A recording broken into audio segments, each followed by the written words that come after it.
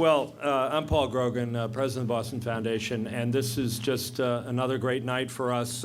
This is your community foundation, and this makes it clear that there's great ownership on the part of all of you. Is an amazingly diverse crowd, diverse in every way. And you know, we have a debate every year about whether we need to move this event to a larger venue, but we love having you here in this space, as many of you are here often for meetings and forums and seminars, and it's been a realization of our ambition that the foundation be that kind of gathering place where people can come together and help define and act on the challenges we face as a community.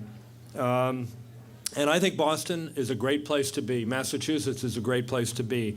We are dealing with some of the toughest and most intractable issues facing our society as a whole, but we're making progress that few places can boast of.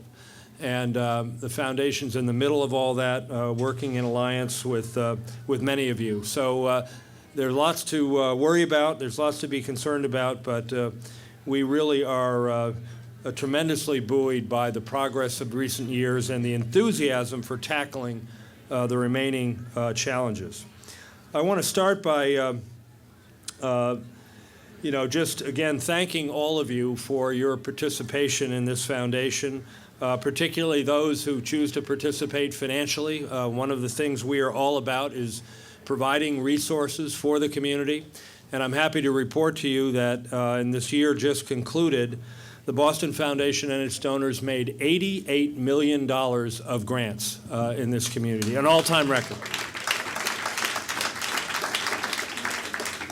And that includes our discretionary competitive grant-making program, our donor-advised funds. I particularly thank those donors who have chosen to establish their charitable vehicles here at the Boston Foundation.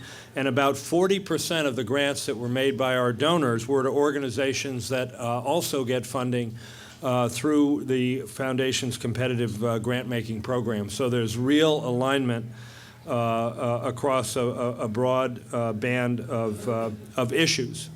One of the things we are thinking about more and more these days is the upcoming centennial of the Foundation. In 2015, we will celebrate our 100th year.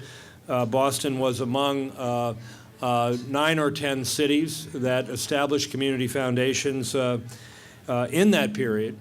But in the process of looking at the history, we discovered that because of a timely and early bequest that we received from a successful Boston businessman named James Longley, he gave us in his estate $2 million in an unrestricted gift, which was really real money in 1916 when he made the gift. And that allowed the Boston Foundation, though we were not the first community foundation, we were the first community foundation to make a grant because of Mr. Longley. And as we thought about celebrating a 100th anniversary, what's an appropriate way to do that? We thought that in examining the history of the foundation, the fact that we had flexible, unrestricted money from near the beginning and had the ability to respond to new ideas and new challenges that donors could not have anticipated, that was one of the things that had been really special about the foundation. And many of you know that we sort of try to capture that in the phrase "there at the beginning," because if you look at the nonprofit community in Boston, there's so many institutions and ideas that got early support from the foundation that made such a difference. And we remember WGBH and the whole birth of public television in the 50s that we supported. The neighborhood health centers, still so critical to primary care health in our city. So many of them got their seed capital from the Boston Foundation. Community Development Corporation, great safety net institutions like ABCD, the Greater Boston Food Bank, all got early support from the foundation. And more recently, a remarkable wave of social entrepreneurs, the founders of organizations like Year Up and Citizen Schools and Jumpstart, all got very early support, often their first grant from the Boston Foundation. So we believe that preserving and strengthening the capacity of this foundation to be able to respond to that wild and crazy idea that comes through the door daily is one of the most important things we can do. And therefore, we've established a campaign. You may have heard us talk about it on WBUR, the campaign for the permanent fund of Boston, where we will be seeking $100 million of new bequests to the unrestricted endowment, which will strengthen enormously that capacity to be the institution that is the open door for the new idea, for meeting the new challenge. And one of the ways we talk about this, again, sort of channeling James Longley, that first important donor, what do you want to be doing in 100 years? Well, James Longley is long gone, but his resources today are doing things like boosting the college completion rate for Boston Public School graduates and helping gang members get on a path to a productive life. So what do we all want to be doing in 100 years? In addition to that campaign, the Foundation has worked to strengthen philanthropy in a number of other ways this year. And many of you are aware that we merged this year with TPI, the Philanthropic Initiative, a well-established and highly respected philanthropic advisory firm. In fact, it was one of the first, if not the first in the country, founded by our good friend Peter Cariff, who many of you know. And we think that the alliance between the Foundation and TPI will give us tremendous new capacity to be a force in philanthropy, to be of even greater service to donors, both families, individuals, and institutions. And although we didn't do it just for this reason, some of you know that we've been preaching mergers and consolidation to others. So it was kind of neat that we performed our own merger this year. Maybe give us a little more credibility. So we're enormously pleased to have the Philanthropic Initiative as part of the Boston Foundation family. We also launched a major new online resource for philanthropy called the Giving Common, which is a web-based directory of Massachusetts foundations. More than 550 organizations have created detailed profiles that are on that site. I see a number of people who participated in our Giving Common Challenge, which kicked this off. We, with many nonprofits, raised over $1 million in a 36-hour period, drawing attention to this resource and to the ease of using it to analyze organizations, to make gifts, and so forth. So all of this is about strengthening the conduct of philanthropy in this community. And that is so, so important. If we think about what's special about Boston, what gives this community its distinctiveness, its wonderful quality of life, and we think of the institutions that provide that identity, it is our colleges and universities, our great healthcare institutions, our cultural organizations, our many social change organizations. Well, without philanthropy and without robust philanthropy, those institutions would be shadows of themselves instead of what they are. So vital, so defining of who we are as a people. So with that broad interest in the health of the nonprofit sector, we feel that the Boston Foundation ought to be a force for intelligent, high-impact philanthropy. And this has been a year where we put ourselves, and we hope many of you, in a much better position to do that. I also want to offer great thanks, and I see many here tonight who support our annual fund, the Civic Leadership Fund, which raised $1.4 million this past year. As you know, this is the fund that makes possible our in-depth research, our forums, task forces, our deep public policy work that, frankly, the Foundation didn't used to do, and now it's become a major part of what we offer to the community. But you've equipped us with this fund to help identify the most urgent issues facing our city and region, and mount major efforts to do something about those challenges. And just in the last couple of years, we've had some extraordinary wins, beginning with a path-breaking report on the probation department, which got the attention of the Boston Globe Spotlight team and led to major reforms of our probation department. a landmark school reform bill, the Achievement Gap Act, which lifted the cap on charter schools and created a whole new toolbox for urban school districts to restructure from the inside out. Municipal health care, which in its first year of implementation is saving cities and towns over $180 million in health care costs, allowing them to provide the police, fire, and community services that were being stripped bare to pay for out of control health care costs. And most recently, our work with many others on bringing attention to the need to have a first-class and highly supported community college system in Massachusetts. The governor signed sweeping legislation in June, and we are working very, very closely with our community colleges to realize the promise of this legislation, but to also take advantage of the dawning realization that we cannot thrive in Massachusetts without a first-class system of public higher education along with our great private institutions, and that's got to include making our community colleges the envy of the nation. I'm very pleased tonight, if they're still here, we have Dr. Lane Glenn, the president of Northern Essex Community College, and John O'Donnell, the president of Mass Bay Community College. I don't know if they're here or not, but let's give them, they are. Let's give them a hand. We've got a big skills mismatch in Massachusetts. The governor talks about this all the time. Thousands and thousands of well-paying jobs going begging, while hundreds of thousands of Massachusetts residents are unemployed or underemployed. The community colleges are going to help us fill that gap.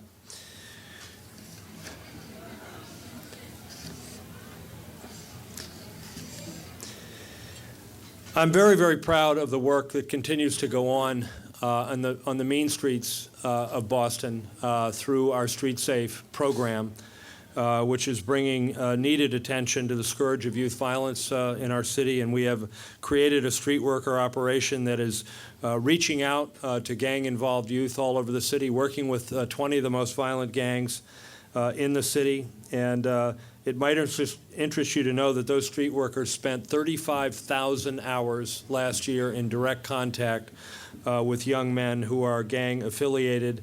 And we enjoy a tremendous partnership with the Boston Police Department that is allowing us to keep driving the crime rate down and starting to see these young men get on a different path to a more productive life. And that in turn is helped by things like our Summer in the City program, which brought hundreds of thousands of dollars in grants to keep parks and public spaces activated in the city, and in the process provided over 400 summer jobs for inner city young people, including 70 jobs to young people who had some kind of a encounter previously with the criminal justice system, making it very, very difficult for them to be employed. So we're very, very proud of that effort. Boston is one of the safest cities in the country. I believe we have the best police commissioner in the country, and a police department committed to partnerships in community policing. But I love that we're not satisfied with the progress that we've made, and we've got to make that an inconsequential part of the life of this community. So there's lots of progress to celebrate, and we're pleased about that. But this is a restless place, and we're not satisfied, and I know that you are not as well. This year, our own Boston Indicators came out with a very disturbing special report on poverty in Boston, which showed, among other things, that 42% of the young people in Dorchester, Mattapan, and Roxbury are living in poverty.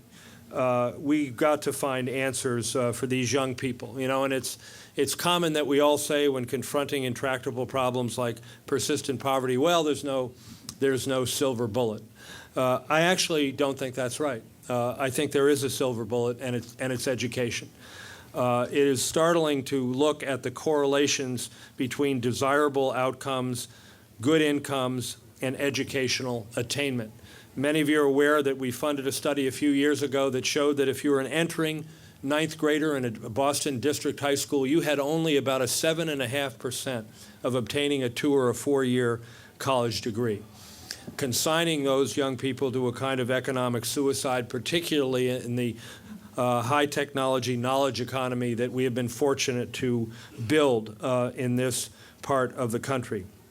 Higher education dramatically increases the lifetime earnings potential of our residents. A typical bachelor's degree holder will earn at least $1 million more over their working life than a high school graduate. And of course, that kind of educational attainment is correlated with a host of desirable behaviors. College graduates will not be incarcerated. They will not use drugs. They will rarely have children out of wedlock. They will participate in the community. They will vote. They'll be healthier. They'll live longer. They'll pay more in taxes to the government than they ever receive in government services. So higher education attainment is where we have to aim. Now, there's a lot that has to go into producing that success, but I'm proud to say that we are getting that success. There will be a major announcement in December about this progress, so I don't want to steal that thunder, but we have shown with a concerted effort of the school system, the nonprofit community, the business community, the city, philanthropy, that we can produce much higher levels of persistence through college and college graduation rates for Boston youngsters. And it's a very, very exciting development, even though we have a long way to go. So let's rededicate ourselves on an evening such as this, but to do it with the sure knowledge that we can get things done in this community. And we have a kind of collegiality, a kind of spirit, the well-evolved networks of relationships, the public-private partnerships that are in place, and the Foundation is just so pleased to be in the middle of so much of that. Our annual report, which you'll receive on the way out this evening, is called The Change Makers, and it tells the stories of a number of people: philanthropists, visionaries, social entrepreneurs, educators, healers, community leaders, who are devoting their lives to positive change, not just devoting their lives, but getting things done. And so we were inspired by the theme of our annual report to present this evening 8 Change Maker Awards. Some of those receiving the awards are featured in our annual report. Others are community leaders and innovators we have come to know for their vision and hard work. They know they are receiving a special Boston Foundation award created just for them. What they don't know is that this award comes with $2,000 of unrestricted money, our own mini MacArthur Foundation Genius Award. And just like the MacArthur Awards, you can use the money any way you want. And a number of our board members and staff are going to join me in presenting these awards. So to get us underway here and to announce the first Changemaker Award tonight, I'd like to invite Boston Foundation board member and chair of our governance committee, Catherine D'Amato, the Greater Boston Food Bank.